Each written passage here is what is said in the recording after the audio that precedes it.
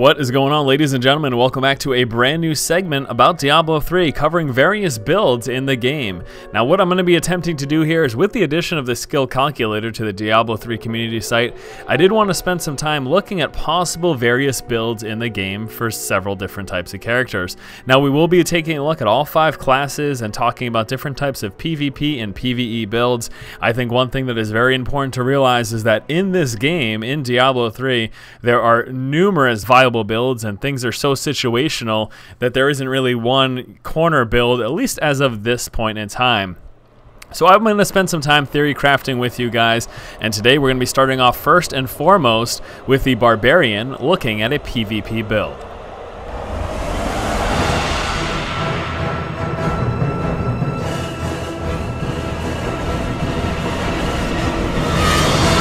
Alright, so there's going to be a few key things to mention about this build and the main focus of this type of Barbarian in a PvP situation.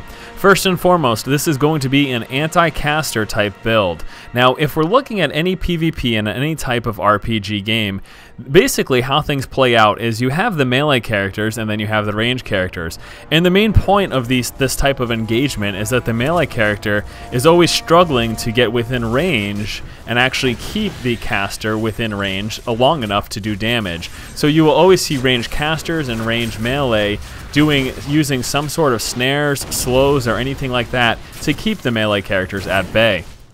So the point of this type of build, and again this is kind of going to be anti-caster focused, is you want mobility, you want single target heavy DPS as quick as possible, and you want to be able to keep and reduce damage from your ranged opponents down to a minimum. Now again, this is going to be a range, specifically caster anti-focus build. This won't be the best type of build to go against other melee characters. If you're up against a barbarian who specifically is designed to fight other barbarians, you'll have a hard time with this build. But that's the great thing about Diablo, is that there's going to be so many rock, paper, scissors scenarios. So let's go ahead and move right into the discussion of the initial build.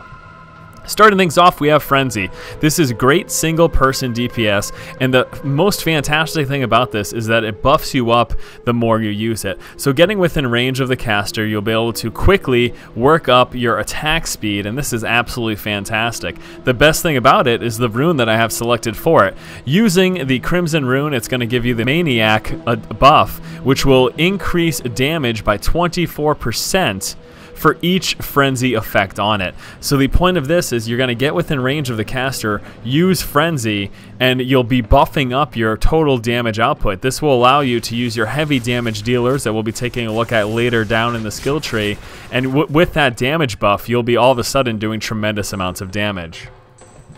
The next skill selected is going to be Leap Attack. This is going to play back to the idea that the caster opponents will be attempting to cut us and slow us down, so we need something to stay within range of them as long as possible, because again, obviously as a barbarian you can only do damage when you're within melee range, so you need those gap closers, and this is very fundamental and a very important aspect in any PvP situation when we're looking at melee versus range. So Leap Attack, obvious, pretty basic stuff. You also get some damage dealt with it as well. Now the rune selection is going to be the Alabaster rune, and that's going to give us Death from Above, which during landing they're going to be getting a 3-second stun. So playing back to the idea of, okay, I have closed the gap, now I need to sit them in place or be able to be quick enough to stay in range of them to do damage, and that's exactly what this is going to do. If they manage to slow you up and get away from you, drop a Leap Attack, stun them for 3 seconds, that's going to give you ample time to get a couple of frenzies and then some heavy damage dealers off. The next skill selection is going to be Ancient Spear, and again, another gap closer, specifically with the rune. I think this is fantastic. So, a couple big things here. The spear not only grabs your opponent, pulls it towards you, but you also get a snare on them as well, slowing their movement by 50% plus some weapon damage. So again, closing the gap, keeping them nice and slowed. Taking a look at the rune, we'll be looking at the Obsidian rune here. That's going to give us Siphon, which will gain 700% of the damage inflicted. Now, this is the only life gain I have selected. The main point of this entire build is going to be single target DPS, but we wanted some survivability in it, so getting the Siphon through the Obsidian rune here on Ancient Spear, I think this was kind of one of the most optimal choices for us.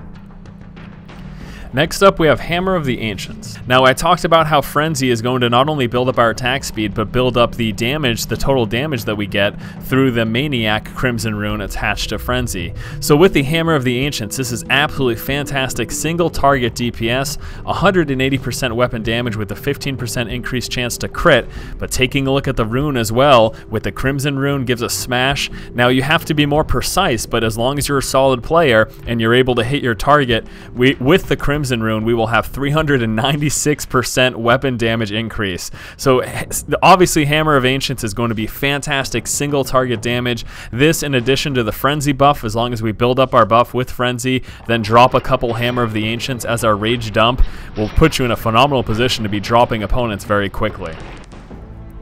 Next up, we have Whirlwind. Now, the greatest thing about Whirlwind is that it allows you to do damage while being mobile, as opposed to the other skills where you have to be standing still to attack. With Whirlwind, you're able to move with your opponent, so if they're trying to run away, you are still doing damage. And we're adding to that effect by adding the Obsidian Rune, which is going to give us Hurricane. With it, increased movement speed of Whirlwind by 85%.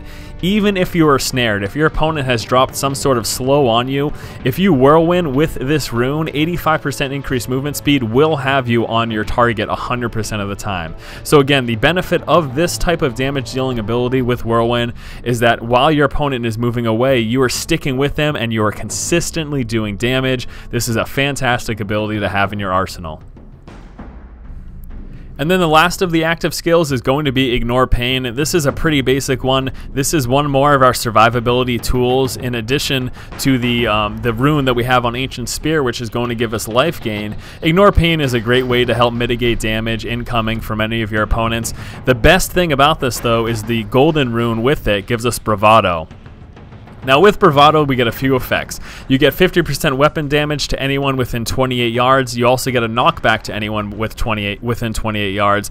But the major reason we're picking this specific rune is simply because of the cooldown reduction that you get from it. The cooldown will be reduced from 60 seconds to 25 seconds with Bravado. This is very, very, very, very important in any PvP situation. Having only a 25-second cooldown means you're going to be able to use it much more frequently. Now, I did want to just touch on the other possible rune selections, because some people may ask, what about the Alabaster or the Crimson Rune? Alabaster basically lets you gain 40% life of any damage that is dealt to you while Ignore Pain is active, and the Crimson Rune reflects 65% of ignore damage back to the enemy.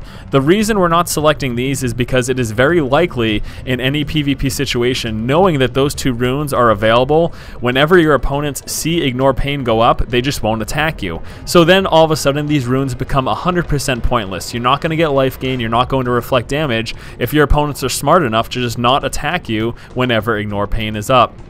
So that's basically my thought process behind that and why I chose for the reduced cooldown from Bravado, and also the extra benefit of some damage with it as well, and then the slight knockback, which isn't the greatest benefit, but the reduced cooldown really is.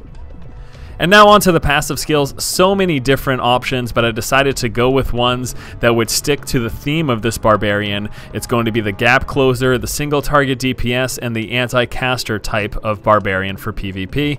The first one will be Juggernaut. What this is going to do is reduce any snares, any movement impairing effects, control impairing effects by 20%, and then in addition to that, if you ever become stunned, feared, or charmed, you gain 15% of your maximum life. This is clearly specifically designed towards anti-casters who will be attempting to slow you and will be attempting to crowd control you, and you get benefit from both of that. And then next up in the passive skills is going to be Unforgiving. And this is, you no longer degenerate Fury, instead you gain 1 Fury every 2 seconds. Another one of those phenomenal skills when you're coming up against someone who's trying to kite you. It's hard to build up Fury when you're not hitting something. Your opponents will be trying to slow you up and stay away from you. With this passive skill, you're consistently building Rage as opposed to having it depleted. And again, this is another one of those essentials against casters. And then lastly, super obvious one, Superstition, reduces all non-physical damage by 20%, and whenever you take damage from a range launch or elemental attack, you gain 3 fury. One of those very obvious anti-ranged abilities. So there you go, guys. This is my specific build here for the Barbarian that is going to be anti-caster or anti-ranged focused. Once more, this type of build against a specifically anti-melee, other melee character like a Barbarian or a Monk, they will obviously have the hands up on you, but the great thing about the PvP arena is that you have teammates who can help slow down that type of melee character while you focus and peel off the ranged characters and casters.